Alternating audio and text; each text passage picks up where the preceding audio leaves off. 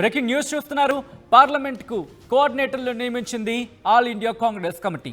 అవును, తెలంగాణలోని 17 పార్లమెంటు స్థానాలకు కోఆర్డినేటర్లు నియమించింది. కోఆర్డినేటర్లుగా మంత్రులు, సీనియర్లకు బాధ్యతలను అప్పగిస్తూ ఉత్తర్వులు జారీ చేసింది. చేవెళ్ల, మహబూబ్ నగర్ స్థానాలకు కోఆర్డినేటర్గా రేవంత్ రెడ్డి నియమించింది.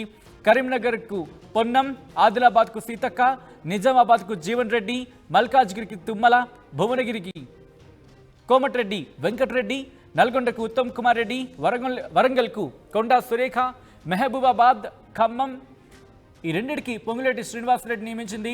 ఇక అలాగే నాగర్ కర్నూలుకు జూపల్లి, పెద్దపల్లికి శ్రీధర్ బాబు, జహీరాబాద్కి సుదర్శన్ రెడ్డి, మెదక్కు రాజనరసింహ, అలాగే హైదరాబాద్, సికింద్రాబాద్కు భట్టి విక్రమార్కను కోఆర్డినేటర్లుగా నియమిస్తూ ఏఐసిసి ఉత్తర్వులు జారీ చేసింది.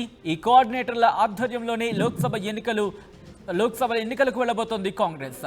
నిన్ననే తెలంగాణ ప్రదేశ్ ఎలక్షన్ కమిటీ చైర్మన్గా రేవంత్ రెడ్డి నియామకం జరిగిన సంగతి మనకు తెలుస్తుంది. అయితే ఇప్పుడు ఏంటి ఇంకా మిగతా అంశాలకు సంబంధించి ఎటువంటి జాగ్రత్తలు తీసుకోబోతోంది, ఎటువంటి బాధ్యతలు ఈ కోఆర్డినేటర్లకు అప్పచెప్పబోతోంది తెలుసుకునే ప్రయత్నం చేద్దాం. మా ప్రతినిధి మధు అప్డేట్స్ అందించేందుకు లైవ్లో జాయిన్ అవుతున్నారు.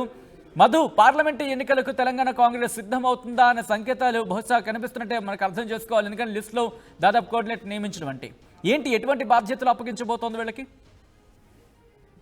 ఎగ్జాక్ట్లీ, ఎందుకంటే సౌత్ ఇండియాలో 2 రాష్ట్రాల్లో కాంగ్రెస్ అధికారంలో ఉంది. ఒకటి కర్ణాటక, ఒకటి తెలంగాణ. సో ఇక్కడ ఎక్కువ పార్లమెంటు స్థానాలపైన కన్నేసింది ఏఐసిసి. ఈసారి చాలా కీలకంగా భావిస్తూ ఉంది పార్లమెంటు ఎన్నికలని.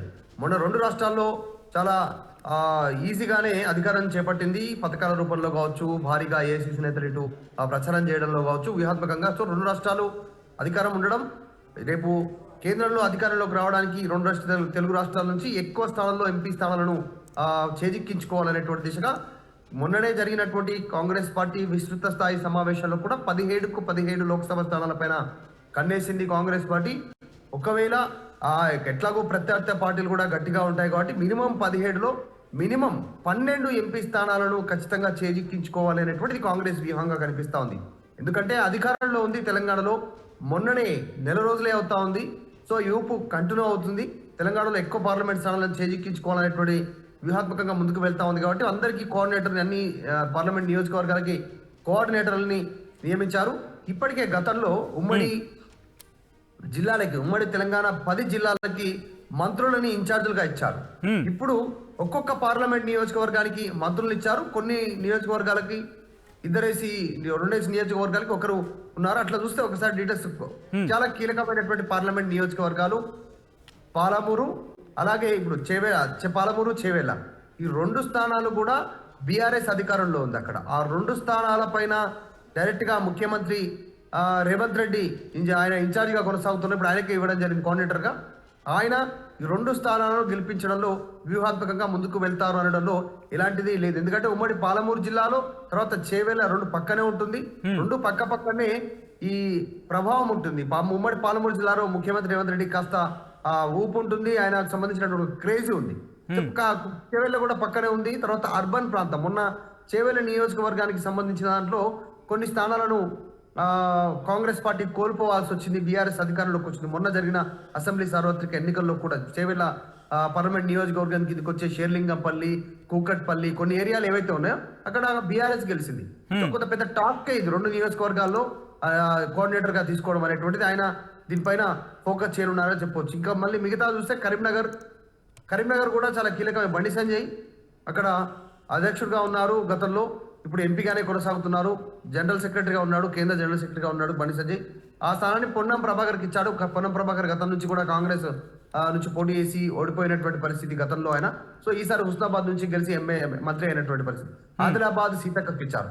ఆదిలాబాద్ కూడా అక్కడ బీజేపీ స్థానంలో, బీజేపీ చేతిలో ఉంది సీట్. అది సోయం బాబురావు, అది ఆదివాసీల ప్రాంతానికి సంబంధించినటువంటి సీటు. ఎక్కువగా ఆదివాసీలో ఉంది, లంబాడీలో తక్కువ ఉన్నప్పటికీ కూడా ఎస్టీలో అక్కడ అది రిజర్వ్డ్ సీట్ కాబట్టి అక్కడ సీతక్కకి ఇచ్చారు. సీతక్క కూడా ఆదివాసీ కాబట్టి సీతక్కకు ఇచ్చినటువంటి పరిస్థితి. ఇక నిజామాబాద్ జీవన్ రెడ్డికి ఇవ్వడం జరిగింది, నిజామాబాద్ నియోజకవర్గం అనేటువంటిది. తర్వాత మల్కాజ్గిరిని తుమ్మల నాగేశ్వరరావు ఆయనను కోఆర్డినేటర్గా నియమిస్తూ నిర్ణయం తీసుకోవడం జరిగింది. మల్కాజ్గిరి కూడా చాలా ఇంపార్టెంటే, సిట్టింగ్ ఎంపీ సీట్ అది కాంగ్రెస్కి. ఖచ్చితంగా విజయం అనేటువంటి దిశగా ఆలోచన చేస్తూ ఉన్నారు. సో తుమ్మలకు ఇవ్వడం జరిగింది. దాంతోపాటు భువనగిరి కోమటిరెడ్డి వెంకటరెడ్డి ఆల్రెడీ భువనగిరి ఎంపీగానే ఉన్నటువంటి పరిస్థితి. ఆయన ఇప్పుడు రాజీనామా చేశారు. ఇప్పుడు మంత్రి కానీ రాష్ట్రంలో ఆ సీటును కూడా కాపాడుకునే ప్రయత్నం చేస్తుంది. ఉమ్మడి నల్గొండ జిల్లాలో దాదాపు ఒక్క సీటు మినహాయిస్తే మొత్తం కాంగ్రెస్ సైడ్ జనాలు ఉన్నటువంటి పరిస్థితి. సో ఇటు నల్గొండ ఇటు భువనగిరి పైన కూడా కాంగ్రెస్ ఆశలు పెట్టుకుంది. సో భువనగిరికి కిషన్ రెడ్డి మన కోమటిరెడ్డి వెంకరెడ్డిని ఇచ్చినటువంటి పరిస్థితి. నల్గొండ కూడా ఉత్తమ్ కుమార్ రెడ్డికి ఇవ్వడం జరిగింది. ఇందాక మాట్లాడుకున్నట్టు ఉమ్మడి నల్గొండ జిల్లాలో 2 పార్లమెంట్ స్థానాలను ఈజీగా కైవసం చేసుకోగలుగుతాము అనేటువంటిది కాంగ్రెస్ భావిస్తా ఉంది. అందుకే 2 మంత్రుల్ని సొంతంగా ఆ జిల్లా మంత్రుల్ని ఆ జిల్లాకే కేటాయించినటువంటి పరిస్థితి. ఇక వరంగల్కి కొండా సురేఖనిచ్చారు. స్థానికత ఆమెది వరంగలే కాబట్టి వరంగల్ కొండా సురేఖకు ఇన్ఛార్జ్ ఇచ్చినటువంటి పరిస్థితి ఉంది. వరంగల్ కూడా చాలా కీలకమే. అక్కడ బీఆర్ఎస్ చేతిలో ఉంది. బీఆర్ఎస్ సిట్టింగ్ సీట్ అది. తర్వాత మహబూబాబాద్, ఖమ్మం ఈ 2 కూడా పొంగులేటి శ్రీనివాస్ రెడ్డికి ఇచ్చినటువంటి పరిస్థితి ఉంది మంత్రి. ఖమ్మం అంటే ఇందాక మాట్లాడుకున్న నల్గొండ ఎట్లయితే ఫేవరబుల్ గా ఉన్నారో కాంగ్రెస్ పార్టీకి అక్కడ జనాలు సీట్ల రూపంలో ఇచ్చినటువంటి ఓట్లు, తర్వాత ఖమ్మంలో కూడా 1 సైడ్ ఓటింగ్ జరిగింది, ఒక్క సీటు మినహాయిస్తే. సో ఈజీగా అంటున్నారు. అవసరమైతే సోనియా ఫ్యామిలీ నుంచి ఎవరైనా పోటీ చేసే అవకాశం ఉంది ఖమ్మంలో. అది కూడా ప్రచారంలో ఉంది కాబట్టి ఈజీగా ఖమ్మం సీటు గెలిచే అవకాశం ఉంది. మహబూబాబాద్ కూడా ఇది ట్రైబల్ సీటు, మహబూబాబాద్ కూడా ఎస్టీ సీటు, రిజర్వ్డ్ సీటు.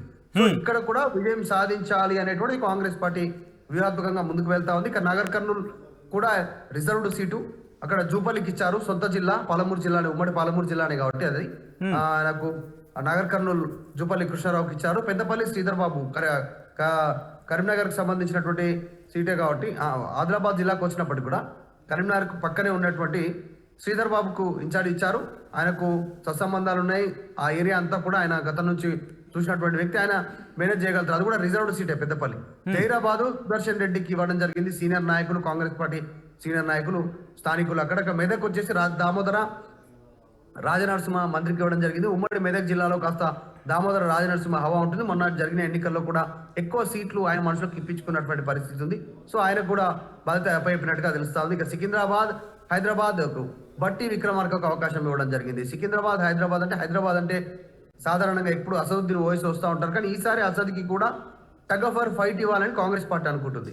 అంటే అసద్ని ఒక్కసారి పార్లమెంట్ కు దూరం చేయాలి అనేటువంటి కాంగ్రెస్ పార్టీ వ్యూహంలో ముందుకెళ్తా ఉంది. మొన్న జరిగిన అసెంబ్లీ ఎన్నికల్లో కూడా కొన్ని ఏరియాల్లో చాలా టగ్ ఆఫ్ వార్ ఇచ్చారు. బహదూర్పుర, నాంపల్లి ఇట్లాంటి ఏరియాలలో ఎంఐఎం ప్రభావం ఉన్నటువంటి ప్రాంతాల్లో కాంగ్రెస్ చాలా టైట్ షెడ్యూల్ తీసుకొచ్చింది అక్కడికి. సో ఒకసారి ఎంపీ సీట్ కూడా అలానే ప్రయత్నం చేయాలని అనుకుంటున్నారు. దాంట్లో భాగంగా వ్యూహంగా ముందుకు వెళ్తున్నారు. ఎవరు నిలబెడతారనేది చూడాలి. కానీ సికింద్రాబాద్, హైదరాబాద్ అయితే పట్టించారు. Secunderabad already BJP seat, Kishan Reddy ఉన్నారు, కేంద్ర మంత్రిగా కొనసాగుతున్నారు అక్కడ నుంచి. సో ఈ మొత్తం కాంగ్రెస్ పార్టీ ఏఐసిసి అధిష్టానం ఎన్నికలకు సమాయత్తం అవుతుంది. అందులో సౌత్ ఇండియాని ఎంచుకుంది. సౌత్ ఇండియాలో తెలంగాణలో ఎక్కువ సీట్లు సాధించాలనేటువంటిది వ్యూహాత్మకంగా ముందుకు వెళ్తా ఉంది. ఇది ఓవరాల్ గా ఎగ్జాక్ట్ గా మీరు అన్నట్టుగా ఇటు సికింద్రాబాద్, హైదరాబాద్ అలాగే రేవంత్ రెడ్డికి సంబంధించి అటు చేవెళ్ళ కావచ్చు, లేకపోతే మీరు ఉమ్మడి పాలమూరు జిల్లాలకు సంబంధించి కోఆర్డినేటర్లుగా నియమించడం అంటే ఏంటి, ఒక్కరికి ఇద్దరేసి ఇచ్చిన పరిస్థితిగా మనం చూస్తే. ఇన్ఫాక్ట్ మీరు అంటే పొంగులేటి శ్రీనివాసరెడ్డి కూడా అక్కడ రెండు ప్రాంతాలు, 2 లోక్సభ నియోజకవర్గాలకు సంబంధించి అక్కడ కోఆర్డినేటర్గా నియమించిన పరిస్థితి ఏంటి, ఎందుకని వాళ్ళకంటే వేరే వాళ్ళకి, ఎందుకంటే 2 ఇచ్చే బదులు మరొకటి వేరే వాళ్ళకి ఇస్తే బాగుంటుందనే ఆలోచన కూడా వినిపించే పరిస్థితి ఉంటుంది. కాబట్టి ఏంటి, ఎటువంటి క్యాలిక్యులేషన్ కాంగ్రెస్ అక్కడ? ఎగ్జాక్ట్లీ, నిజంగా కూడా. ఎందుకంటే నిజామాబాద్ తో కరీంనగర్ లో ఉంటున్నప్పుడు కూడా నిజామాబాద్ తో జీవన్ రెడ్డికి సత్సంబంధాలు ఉన్నాయి. అందుకే ఆయన నిజామాబాద్ మొన్న జరిగినటువంటి ఎన్నికల్లో, అసెంబ్లీ ఎన్నికల్లో అవసరం అనుకుంటే నిజామాబాద్ నుంచి పోటీ చేయడానికి కూడా సిద్ధంగా ఉన్నారు. గతంలో మొన్న ఎమ్మెల్సీగా ఉన్నటువంటి ప్రస్తుత ఎమ్మెల్సీ జీవన్ రెడ్డి, ఆయనకి ఇద్దామనేటువంటి ఆలోచన కూడా ఉంది. కానీ కొన్ని ఈక్వేషన్లు ఇవ్వలేకపోయారు. సత్సంబంధాలు ఉన్నాయి. సౌమ్యుడు, సీనియర్, పరిచయాలు ఎక్కువ ఉన్నాయి ఆయనకు. ఆయన చెప్తే కొంతమంది వింటారు, నాయకులు క్షేత్రస్థాయిలో అనేటువంటిది ఆయన అక్కడ కేటాయించినటువంటి పరిస్థితి. మరొకరు సుదర్శన్ రెడ్డి, జహీరాబాద్ సంబంధించినటువంటి ఆయనకు సత్సంబంధాలు ఉన్నాయి పూర్తి స్థాయిలో. ఆయన కొంచెం మేనేజ్ చేయగలుగుతాడు, సీనియర్, సౌమ్యుడు అనేటువంటి పేరు, అందుకని ఆయనకి ఇవ్వడానికి జరిగింది.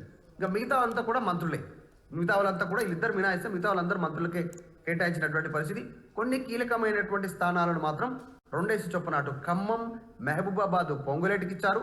ఇటు ఉమ్మడి పాలమూరు జిల్లా, ఆ తర్వాత చేవెళ్ళ 2 స్థానాలకు సంబంధించి రేవంత్ రెడ్డి ముఖ్యమంత్రి కాబట్టి ఆయన తీసుకున్న, ఆయన సొంత ప్రాంతాలు అవన్నీ కూడా ఉమ్మడి పాలమూరు జిల్లాకు చెందిన వ్యక్తి కాబట్టి ఆ పక్కనే ఉన్నటువంటి చేవెళ్ళను కూడా ఆయన తీసుకుంటూ 2 పెద్ద టాస్కే అది మేనేజ్ చేయాలంటే.